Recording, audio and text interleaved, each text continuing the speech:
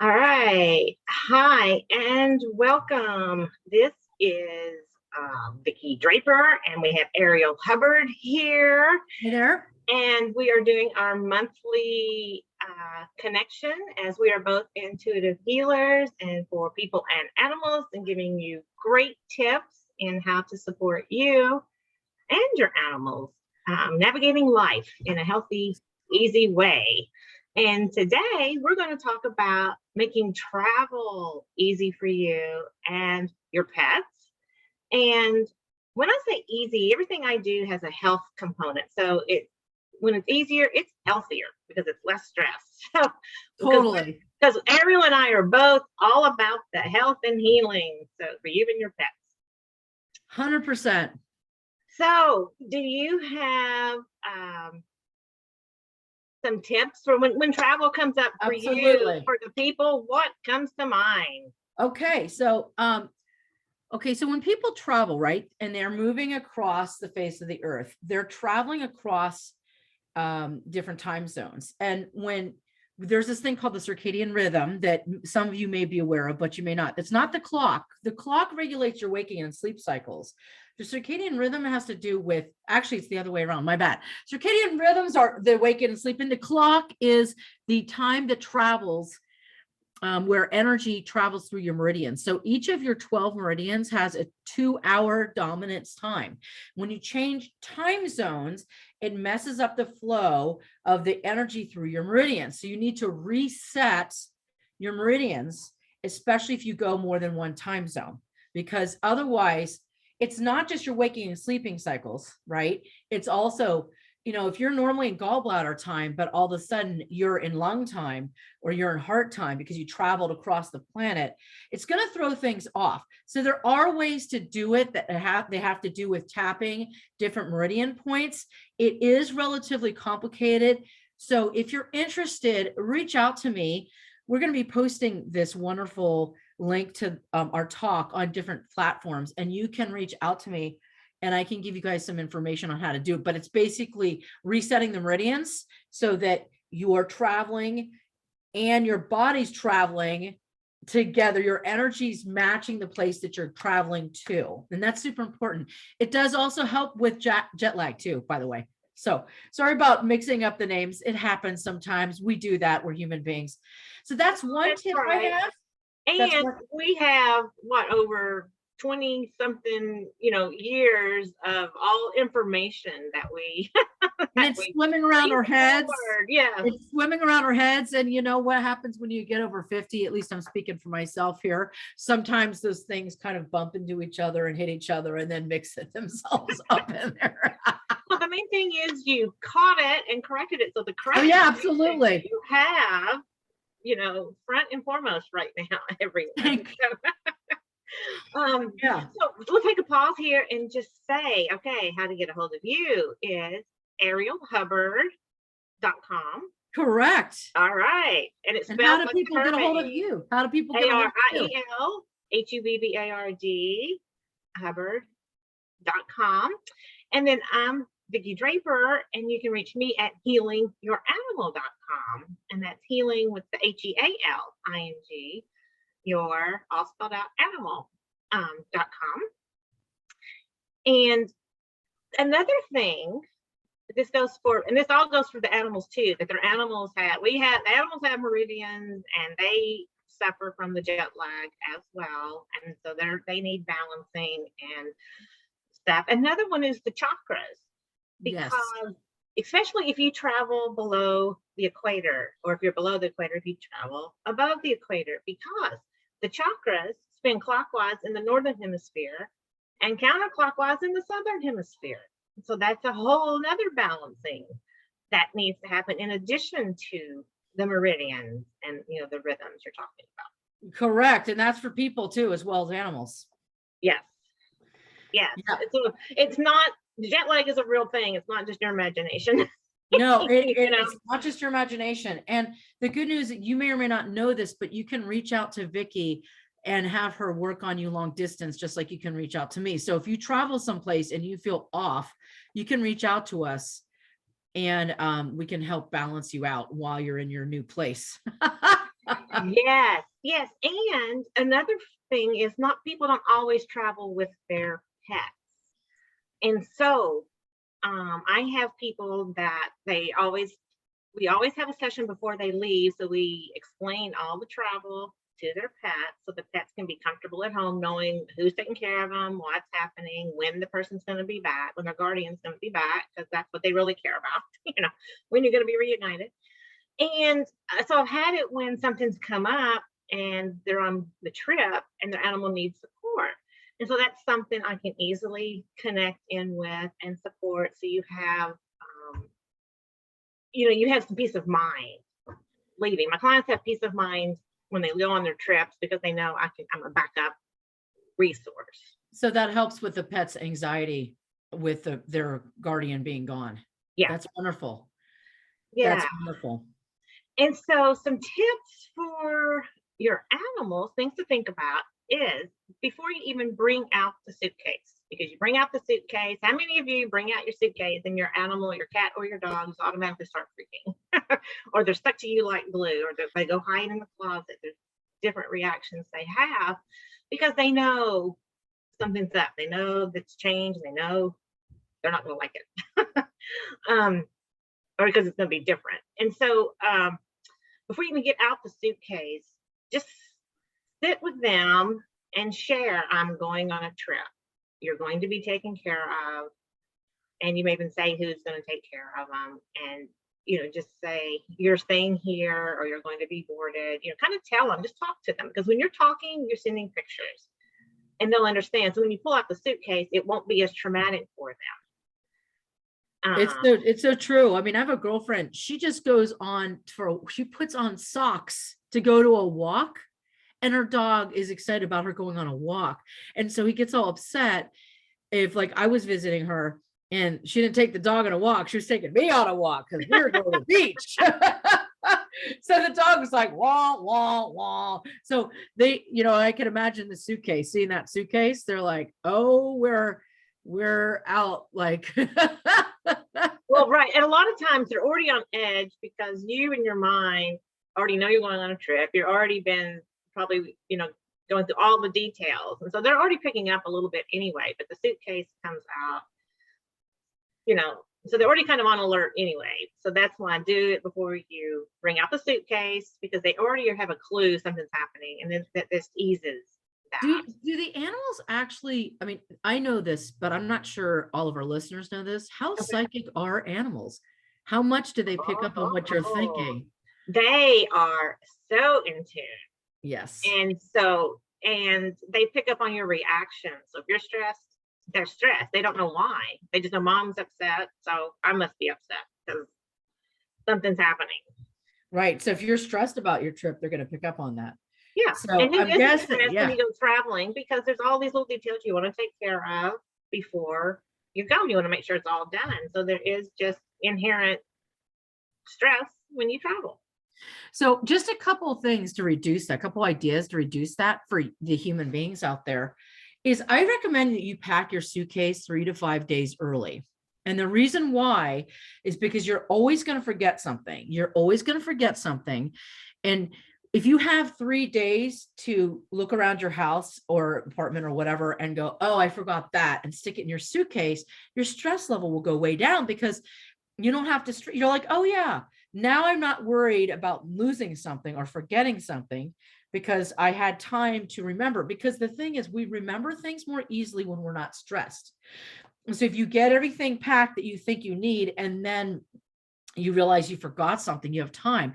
And then that way your animals aren't stressed because you're not stressed. I mean, that applies for setting up all of your travel arrangements.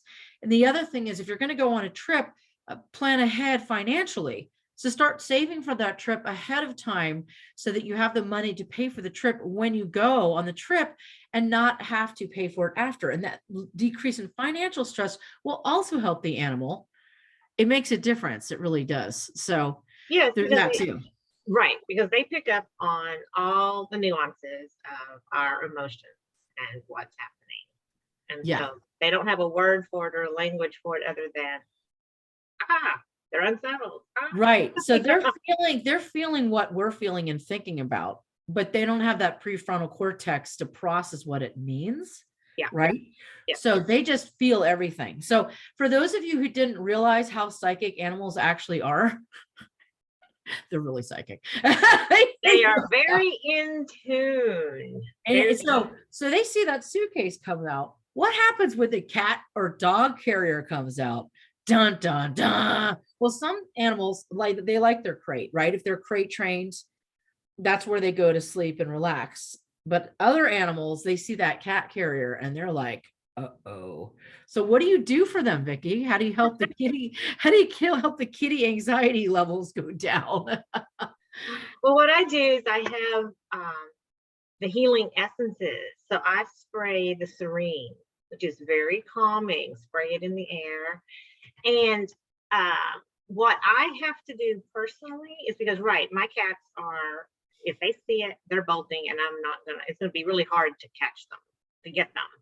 Even though, I share it's for their own good, but they're like, I don't care.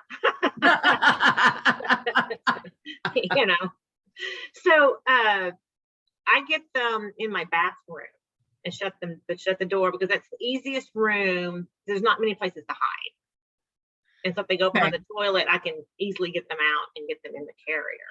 You don't like snuggle them up in a blanket where they can't see and then plop them in the carrier, right? Because they see that as a betrayal, right? You don't like try to trick them into it. I've never tried that. I wonder if it would be okay. I mean, if you snuggle them in a blanket. Well, snuggling them in a blanket would be an option, because that's comforting to them. Right. And so, okay, here's the key. First off, before you even bring the carrier out, before you even try to do that, it's important for you as the guardian to ground and calm. So just take a few deep breaths, because there again, if you're all angst about it, it's going to heighten their angst. Okay. And so I approach it, I go in and I'm calm. And even though they're a little scared, they're like, oh, I'm calm. And so it makes it go smoother. Got it. Okay. Yeah, that's a big one. That's interesting. Yeah. Do you ever like put the spray on your hands so that when you touch them, the energy of the spray is on your hands? Yes. And so I can spray the essence before, and then when they're in the carriage, before we even go to the car, I definitely spray it with the intention that they're calm now and the car ride is calm. Okay. Do you spray the carrier? Do you spray the carrier or the car? No, I spray it above the carriers. My carriers have the mesh on top, so it's going to go vibration inside. Still getting them. You don't want to spray it inside at them, because you just want to spray it around them, so they're okay, or spray it around them. Okay, got it. Okay. Yeah, because it works with an energy field, and their energy fields are big. Right. So that's what makes it easy to administer. You don't have to try to get drops in them. Makes sense. Yeah. Okay. So then, have you And so noticed a difference? Have you noticed a difference when you use the spray? Yes. That's cool. Yes. And I have clients take the spray into the exam room of the vets and spray it. Yep. And That's smart. And they swear by it. Well, I had some of your spray, and I think I mentioned a few episodes ago when I rescued that dog that was completely freaking out and jumping and losing her mind. I used that spray and around her, and that calmed her down pretty quickly in about 10 minutes. And she was hyper. So it worked great. So yeah, because it's the environment. You're putting that calming in the environment. They're like, oh, okay, my environment. Okay, everything's fine. So the reason why we are talking about this is I was going through the security checkpoint, and I saw them bringing a dog through an X-ray, the machine. And I'm like, I wonder if that's scary for the dog to go through that. And I'm wondering, is it less scary if the dog knows that their guardian isn't scared? I mean, I'm thinking that would make it is. So when I actually have, I work with clients for that too, for that situation. Okay. And I have worked with cats even, because with cats, for some reason, they have them take the cat. Well, the travel I've done, they have them take the cat out, and the cat has to be held in the hand and go through the X-ray with them. Yeah. And so they don't. Okay, this is weird, because when the woman had the dog, she made her create space between her and the dog. Maybe the collar, maybe the metal on the collar or something. But she had you were holding the cat while you're walking through the X-ray. Well, the person, because I was traveling recently and there was a lady behind me with a cat. And I was the one right in front of her, and I saw her get the cat out. My cat's kind of freaking. The other thing is to hold their bum, because that's the root chakra. Right. Holding it up against your heart chakra, because that's going to be calming. So anyway, this cat's freaked because all the noise. Well, I go through and something on me beeps, so I have to come back. I had to do it like 3 times. And so this poor cat behind me was totally freaked. They had her get her out. I know. And I'm like, sorry, kitty. Well, it turned out that I'd worn a new bra that had metal in it, and I didn't think about it. Okay, so that's another topic.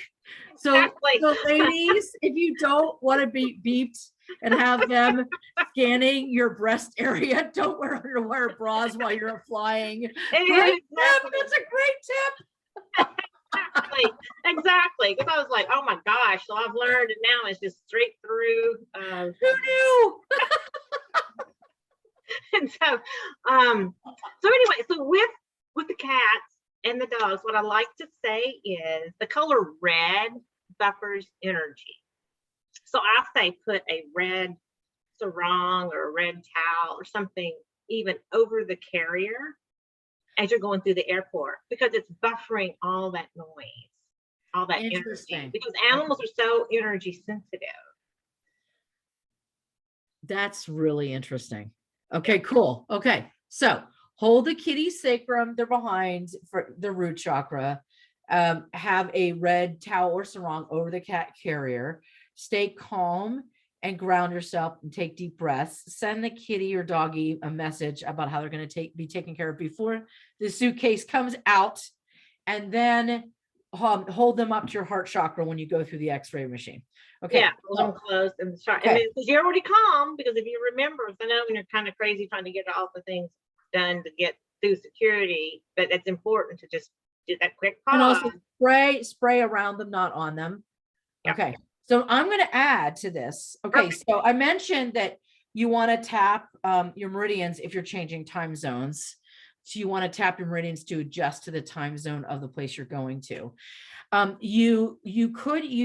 recommend that you ground yourself when you get to your destination, because you need to, sometimes when you're flying an airplane, the lines from your foot chakras and your between the root between the knee and between the feet chakras get broken. So you need to reground yourself. You could do a hara alignment also, which is taking 10 fingers at your lower dantian, which is a point about 1 inch below your belly. You put them there, then you point your left hand down. You take your right hand and put it into the middle dantian, which is halfway between your heart and your throat. Put your thumb in and point it up. And then you put your hand pointed up straight up from your head. So you can't really see it very well, but I have my left hand is pointed down toward the earth. My right hand's pointed up toward the sky. And then I finish by putting my hands over my lower middle dantians. And yes, correct. Because what you want to do is you want to reset your hara line with the earth's energy. You want to also ground your chakras with the earth's energy. When you get to your hotel room, you want to clear the energy in the hotel room. Yeah. So I'm going to give you some tips. If you know how to do Reiki, you can draw the power symbol on any other Reiki symbols you know facing the east, and then you turn to the south, the west, the north, and then you aim your hands down to the ground, up to the ceiling, and in the middle. So it creates a bubble of energy. You could also use what's called a violet flame. So it's flame, it's violet. It's like a deep color purple.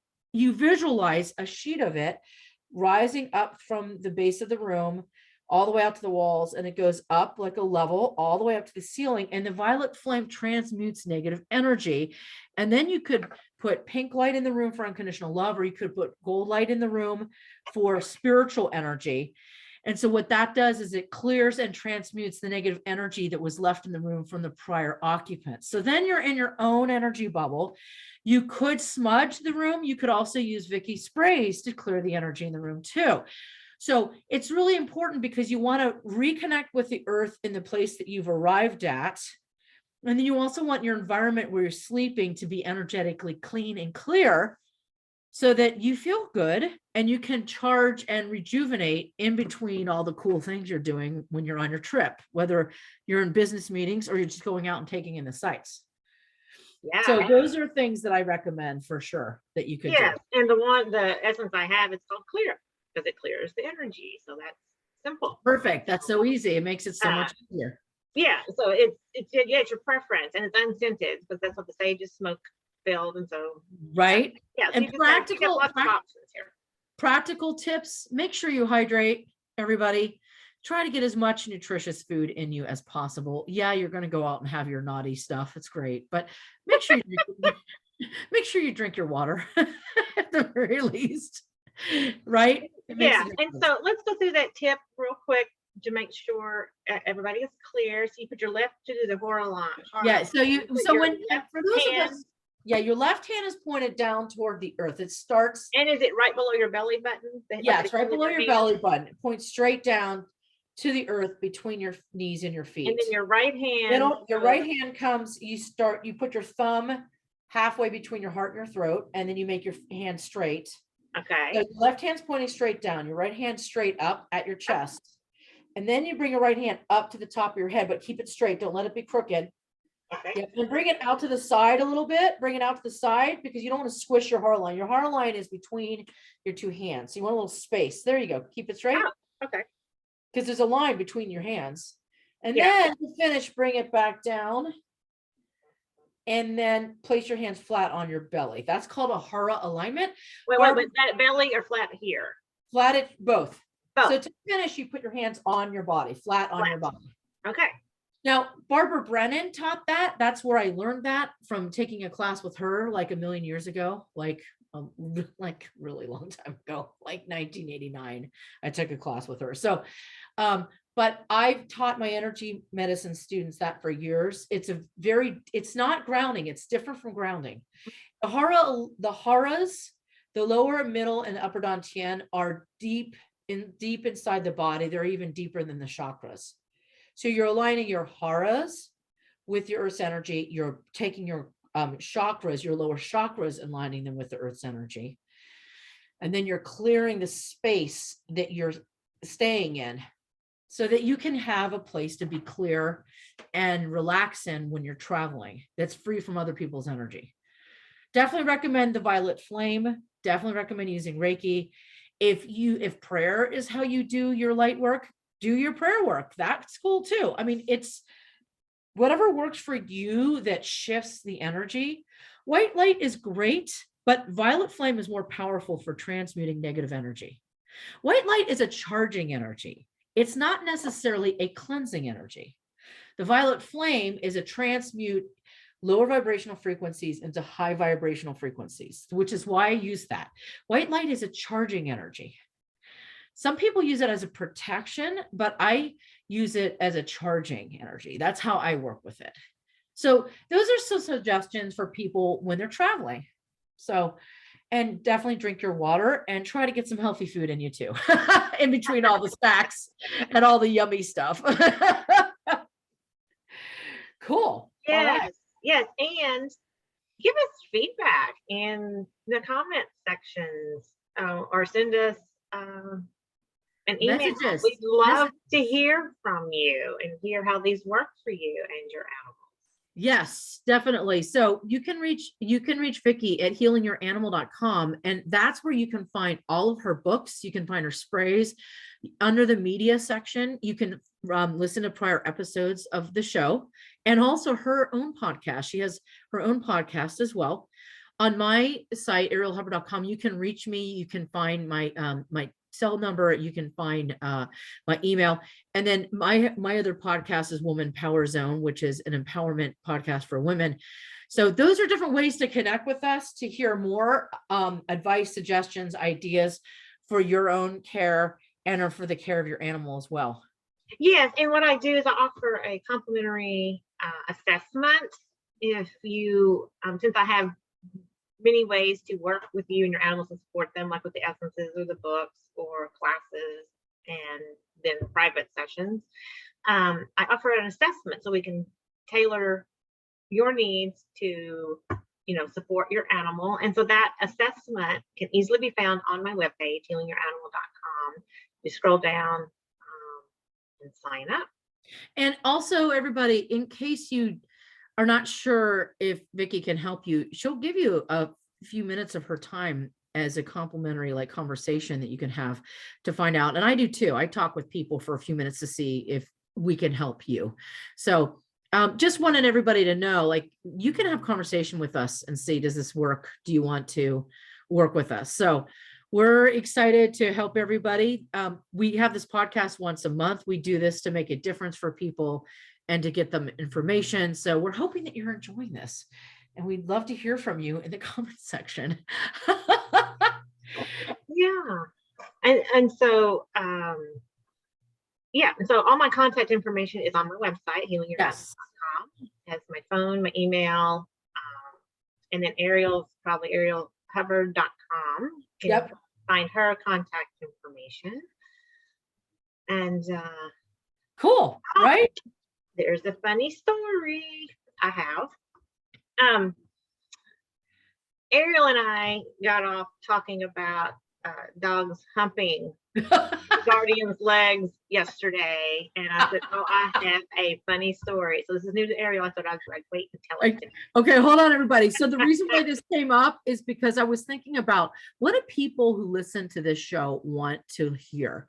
And I know a lot of people have a thing where they see a dog trying to express dominance by inappropriately placing themselves upon the leg of a person who walks in their home. I thought maybe people might want to know why this is an issue and what can be done about it. So I mentioned it to Vicki, and here's Vicki's story. Oh, well, this story, because what it is right. It's about dominance. And so that's your cue to ground and be in your power. Just be in grounded confidence, calm confidence, to let them know you're the leader. And so I had one client who would get embarrassed because she had this 167-pound Mastiff dog. Oh. And she would board him at the vet, and every time he greeted her at the vet clinic, he's almost knocking her over and then humping her leg because he's so happy to see her. And so it's kind of funny, but it's not, because it was dangerous. I mean, she's like, "This is a big dog," and so his name was Guido. So, of course, it's Guido. That's right, Italian Mastiff. I mean. And so with Guido, what we did is we negotiated. And so I told his guardian, I said, "All right, take a treat with you when you greet him, when you're picking him up." And so he would not do that and honor that and get the treat. Because that way he knows, he's receiving excitement for seeing her with the treat versus having to, bowl her over. Yes, 100%. So we replaced that behavior, for him. But I had to negotiate where he understood and he agreed. So then that way the behavior would shift. That's huge. I mean, and because you're right, it is dangerous. Yeah. I mean, I've had dogs jump up on me and they've almost knocked me over. And it's like that's not a good thing, especially if you have elderly people in your home or somebody who's disabled or they can't walk. That could be a thing. Or like there are stairs and you fall down this, you don't want to have those issues, right? So right, yeah. And for her, it was more embarrassment, really. Of course. Still, it was like, okay, we got that. Well, and I'm going to get a treat. That'll be our great greeting. That's awesome. I love it. Well, great job on that successful modification of the doggy's behavior. My kid was bowled over by a huge dog when he was like 3. So he's been a little fearful of dogs. And then, so when we had that dog at our house, he got better because she jumped a lot. So we had to work with her to get her stop jumping, and I tell her sit, and we just kept saying it over and over again. And then she got better about it, but I think it helped him. But that's a thing. So it's good that you can train the wonderful animals to not do that. That's great. So if anybody knows someone who is a dog who's jumping on people or who is inappropriately connecting with them or their leg, reach out to Vicki. She'll help you. Thank God somebody can. Oh my gosh. Your life is a funny thing, isn't it? We gotta laugh. It We gotta is. laugh. And that's been one of my, I'll just share personally, that's been one of my personal things coming in this life, is really claiming my personal power Yes. and being in it. And that's, and so the animals have been great teachers with me with that, and my daughter. But, and so early on in my career, I've been doing this over 22 years professionally. And so early on, I had a dog client that would come in and he would try to hunt me. And I was like, oh, okay. And so, yeah. and so I could tell I grew because I shifted and he didn't do that anymore. Oh, wow. That's really interesting. Yeah. So they're barometers. You know, animals are Yes. barometers. That's wonderful. What a cool story. And so I just wanted to share that as I'm sharing about all this calm and confidence, that, you know, it's something I work on. It's a power. You're not alone. You're not alone. And it's something I've had to work on, and it's something that you can do. You can overcome, and they're trying to establish dominance by doing that, so that if you show that you're dominant, they'll stop doing it. So that's really great advice. Vicki, as always, I learned something new from you every single time that we do this. So thank you. Oh, you're welcome, and thank you. I ditto back at you. It's fun to combine our many years of the healing and share our knowledge with others, and then learn ourselves. Totally. Yeah. Between us, it's over 55 years of experience. So that's saying something. Yeah. All right. Well, I think we have covered all of our topics we are going to talk about for today. So everybody, we're going to sign off. Go reach Vicki at healingyouranimal.com, or you can connect with me at arielhubbard.com, and stay in and watch us again, or go back to Vicki's site, get on the media section and listen to or watch prior episodes. Right. And then it's also posted, it'll be posted on YouTube. So Vicki Draper YouTube channel, which is VICKIDRAPER. And you can also view past podcast episodes, right? And yeah, and so then we'll be back here next month. We're always here the first Thursday of the month at 10 a.m. Pacific. So and you guys start getting excited because Vicki's releasing her third book this fall. Yes, I am. Yes, I am. My third book, and it's on the pet chakras. So that's fantastic. Okay, everybody, thanks so much. We're going to sign off. Take care and have an excellent day. Take care of yourselves, everybody. All right. Bye.